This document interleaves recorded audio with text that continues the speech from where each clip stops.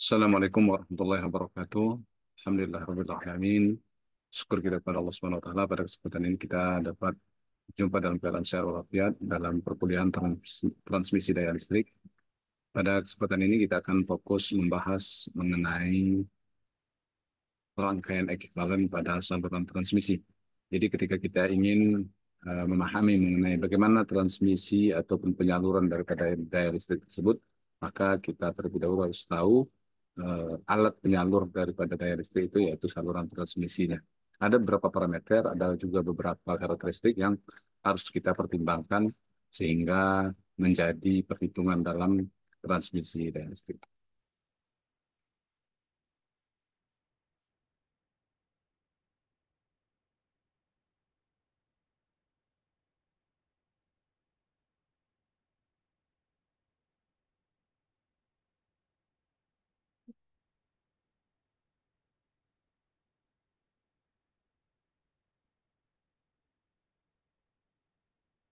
Suatu saluran transmisi udara dapat digambarkan sebagai rangkaian distribusi tetap seperti diperlihatkan pada gambar di bawah ini yang berupa resistansi, induktansi, dan kapasitansi dan konduktansi bocor dari suatu untai distribusi tetap. Dalam gambar di bawah ini menyatakan induktasi dari penghantar saluran terhadap netral 4 unit panjang. Dalam R menyatakan resistansi arus bolak-balik dari penghantar saluran per unit panjang, dan C adalah kapasitansi dari penghantar saluran. Nah, jadi kalau kita perhatikan di sini, saluran transmisi itu terdiri dari banyak komponen R, L, dan C, serta G atau eh, konduktansi. Nah, dari sini kita dapat melihat bahwa inilah yang akan menjadi eh, tempat kita ataupun peralatan jembatan yang akan menyalurkan tenaga listrik kita.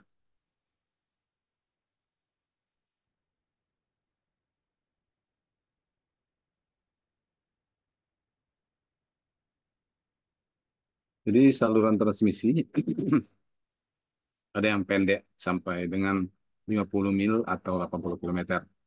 Dalam hal saluran transmisi pendek, maka kapasitansi dan resistansi bocor terhadap tanah biasanya diabaikan karena salurannya pendek, nilai C itu akan kecil sehingga penyaluran daya ataupun arus dari saluran ke tanah itu menjadi kecil juga. Ini apanya persamaannya untuk rangkaian saluran transmisi. Impedansinya adalah sama dengan R, sama dengan XL, sama dengan ZL, sama dengan R, L tambah JXL. Jadi Z itu adalah impedansi seri total per fasa dalam ohm. Z impedansi seri dari suatu penghantar dalam ohm per unit panjang. Dan XL ada reaktansi induktif total dari suatu penghantar dalam ohm. Kemudian X ada reaktansi induktif dari suatu penghantar dalam ohm per unit panjang, sedangkan L adalah panjang dari satuan, dari saluran. Nah, ini gambarnya. Kalau A ini adalah pengirimnya, ada kabel pasanya yang di atas, kemudian ada kabel netralnya. Kabel netralnya. Nah, kemudian di saluran ini terdapat Z, yaitu R tambah JXL, dan juga ada arusnya.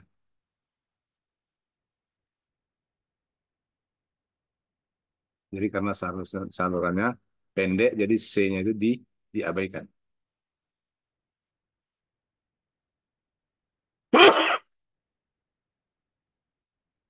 Kemudian arus masuk saluran pada posisi pengiriman sama dengan arus keluar pada posisi penerimaan. Karena hukum Kirchhoff menyatakan bahwa arus sebelum dan sesudah daripada satu rangkaian itu adalah sama. Kemudian gambar 3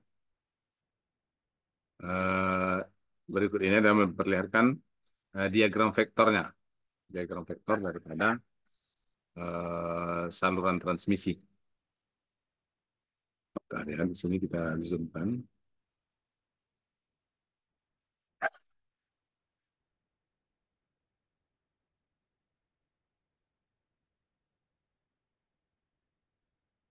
Nah, kalau kita lihat di sini ada ini pertama kita lihat yang ke kanan.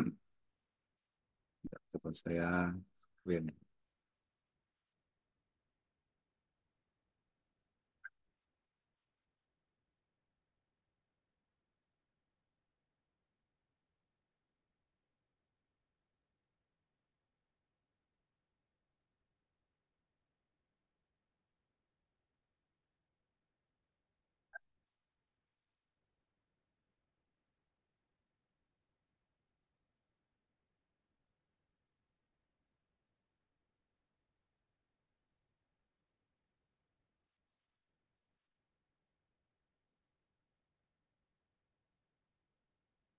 Nah, ini eh, yang dari kiri ke kanan ini coba saya tandai.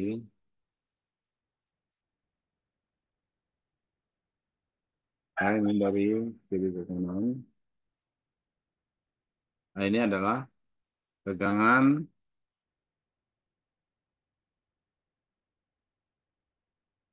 VR atau V receiving, kemudian dikalikan dengan sorry, ini PR yang bentar.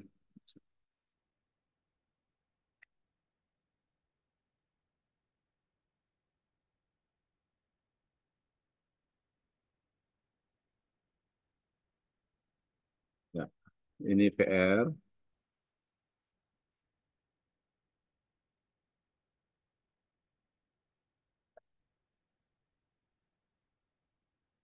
Ya, kita edit untuk gambarnya.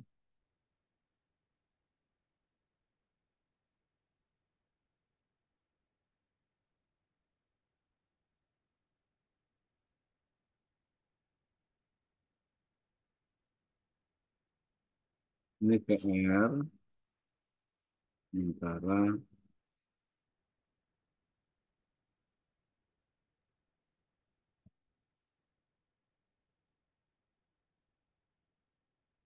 ini IR kali R.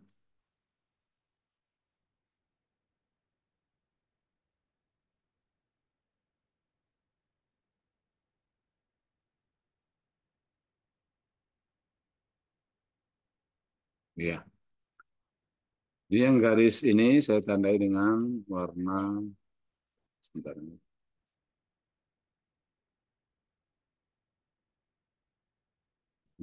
Kita kasih aja warna supaya berbeda aja warna merah.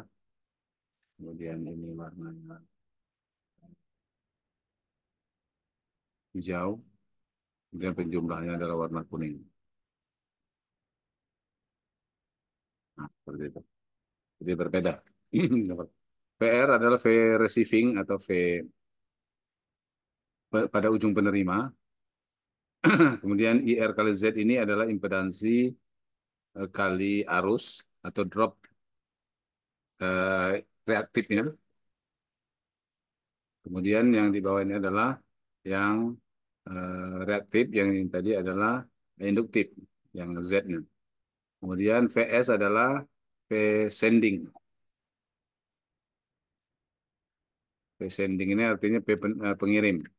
Jadi P receiving ditambah IR kali R, kemudian tambah IR kali Z. Kemudian hasilnya adalah VS. Kemudian ini adalah IS sama dengan IR sama dengan I. Jadi antara penerima dan pengirim itu arusnya akan tetap tetap sama. Oke, silakan lagi.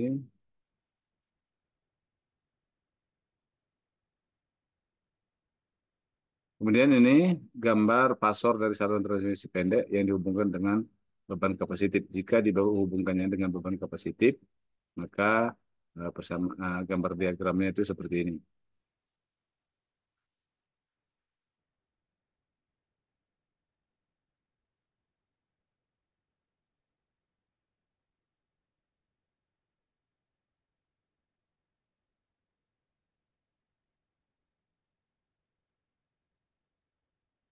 Dan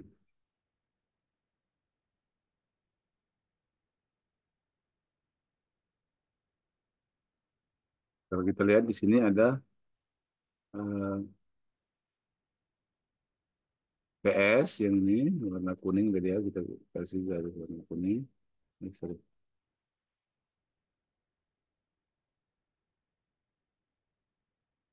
Ini PS warna kuning.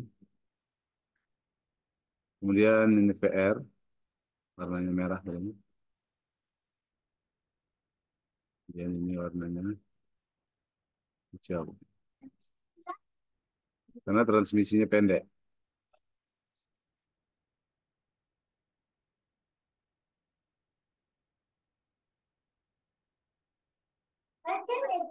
Kemudian arusnya ini adalah berbeda dengan fasa R. Fasa tegangan R itu sebesar theta R.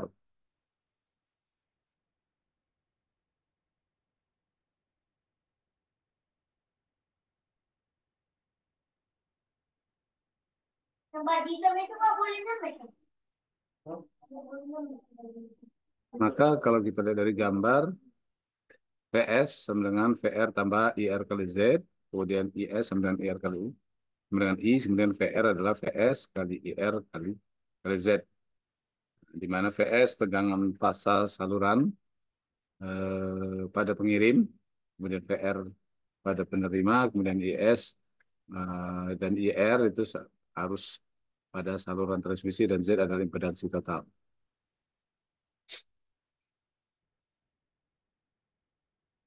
Kemudian konstanta umum,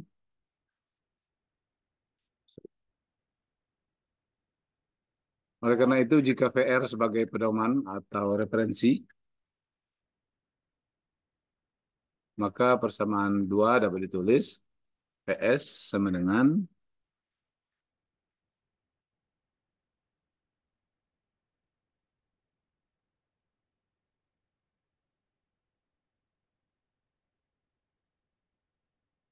PS sama dengan VR tambah IR cos theta R tambah atau kurang J kali R sin theta R kalikan R tambah J XL.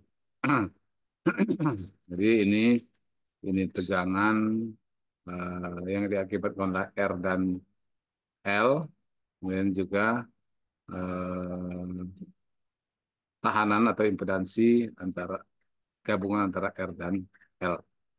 Di mana tanda positif dan negatif ditentukan oleh sudut faktor daya. Sudut faktor daya theta R kalau di di sini tadi kan. Nah, sudut theta R itu adalah sudut antara tegangan dan arus pada saluran. Di mana tanda positif itu menentukan itu kan pada sisi penerimaan atau beban.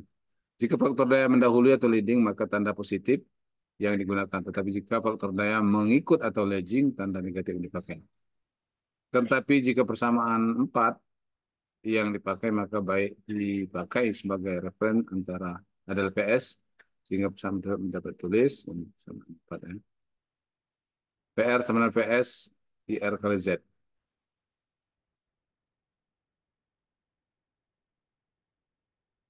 Maka dapat VR sama dengan VS tambah IR kali cos theta R tambah J IR sin theta R kali R tambah J XL.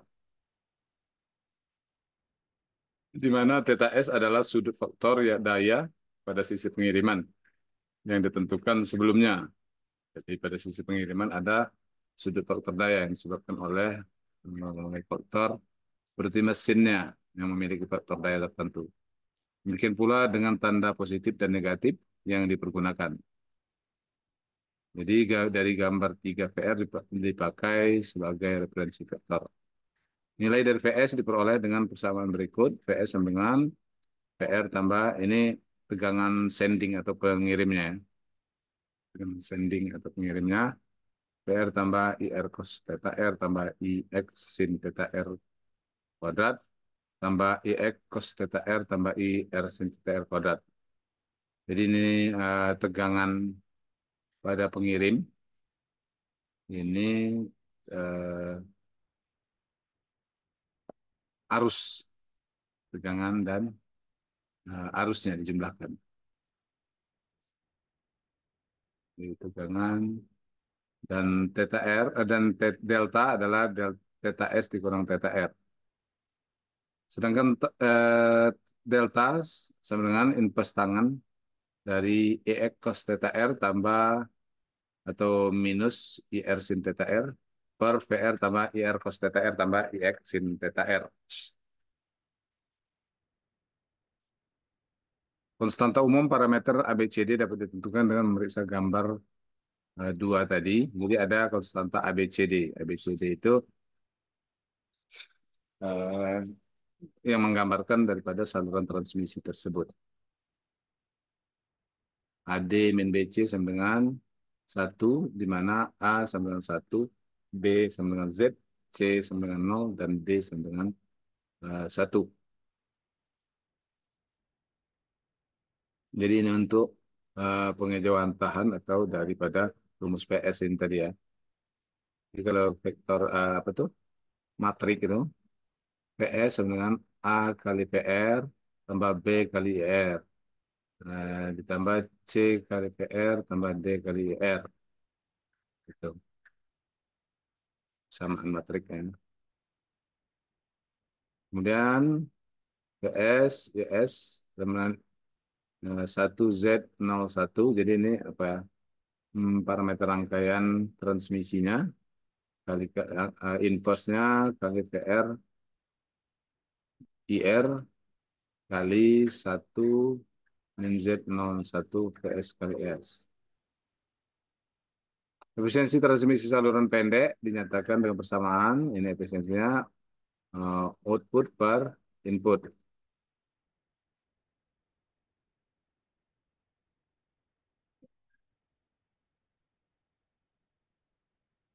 Output per input.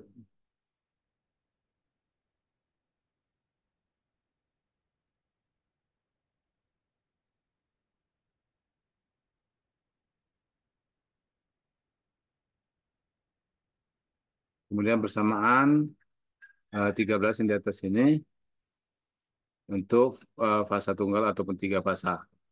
Efisiensi transmisi dapat juga dinyatakan dengan persamaan sebagai berikut, yaitu output per output tambah rugi-rugi.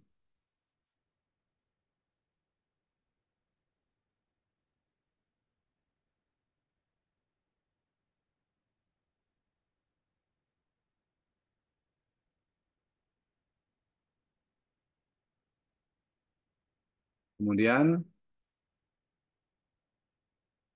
daya reaktif yang diterima atau yang dikirimkan oleh sisi pengirim itu sama dengan QR PS kali VR per 2 kali sin theta min delta dikurang VR per Z sin theta. Jika tegangan VS dan VR adalah tegangan saluran terhadap netral, maka persamaan 16 dan 17 memberikan nilai PR dan QR yang diperoleh dikalikan 3. Tetap tegangan PS dan VR yang dipergunakan.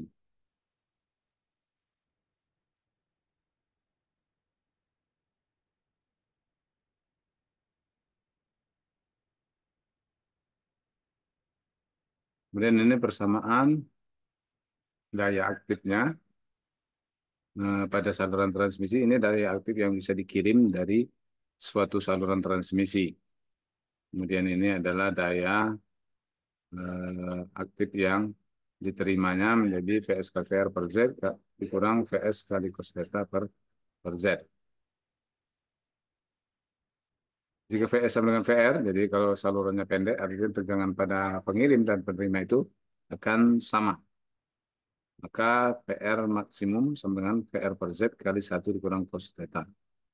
Atau PR maksimumnya adalah, atau yang bisa dikirimkan, yaitu VR per Z kuadrat kalikan Z dikurang R. Sama halnya dengan daya aktif di atas, maka daya reaktif juga dapat dikirimkan dengan persamaan QR sama dengan minus PR kuadrat per Z kali sin theta. Sorry, ini bukan PR kuadrat per Z, ya, PR per Z kuadrat.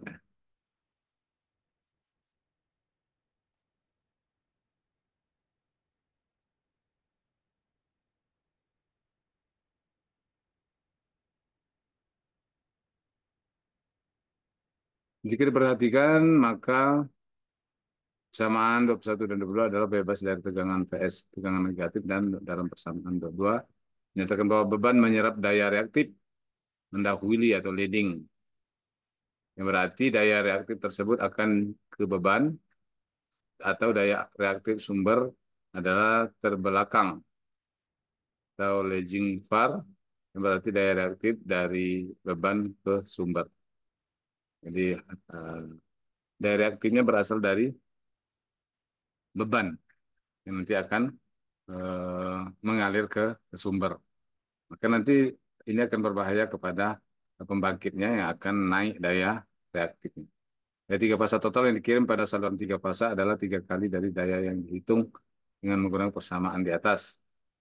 Jika satuan tegangan dalam watt dan var, sebaliknya jika satuan tegangan dalam kilowatt, maka daya dapat dinyatakan dalam megawatt dan megavar, megavar ampere aktif.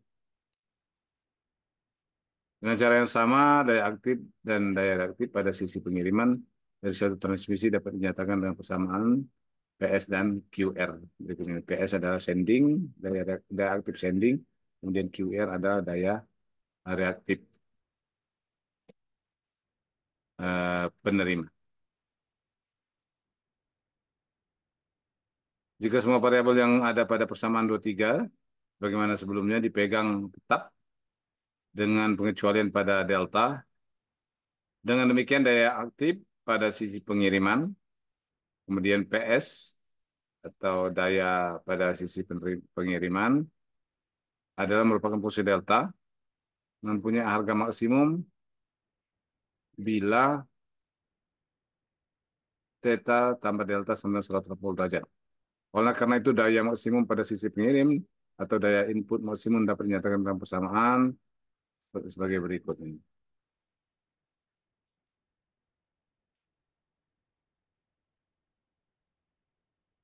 Kemudian ini persamaan daya aktif pengirim dan ini persamaan daya reaktif pengirimnya. Kemudian regulasi tegangan dari saluran didefinisikan oleh kenaikan tegangan bila beban penuh dilepas. Jadi akan naik tegangan ketika misalnya terjadi pemutusan pada beban secara keseluruhan. Maka persen regulasi tegangan ini kan sangat berbahaya ya kalau naik tegangan begitu cepat yang tiba-tiba VS dikurang VR per PR kali 100%. Atau persen regulasi tegangan sama dengan VR no load atau beban 0 dikurang VR full load atau beban penuh dibagikan PR full load atau beban penuh juga kali 100.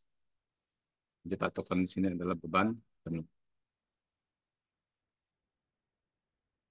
Akan tapi jika beban dihubungkan dengan sisi penerimaan atau dari saluran, PS sama dengan VR atau NL dan PR sama PR FL. Jadi PS itu sama dengan PR receiving no load dan PR sama dengan PR receiving full load. Suatu persamaan pendekatan untuk persen regulasi tegangan adalah R cos theta R tambah plus minus X sin theta R per VR sama kali 100%. Jadi ini yang menyatakan parameter daripada saluran transmisi.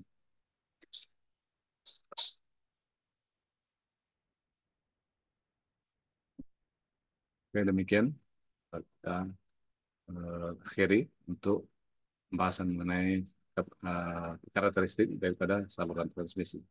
Assalamualaikum warahmatullahi wabarakatuh.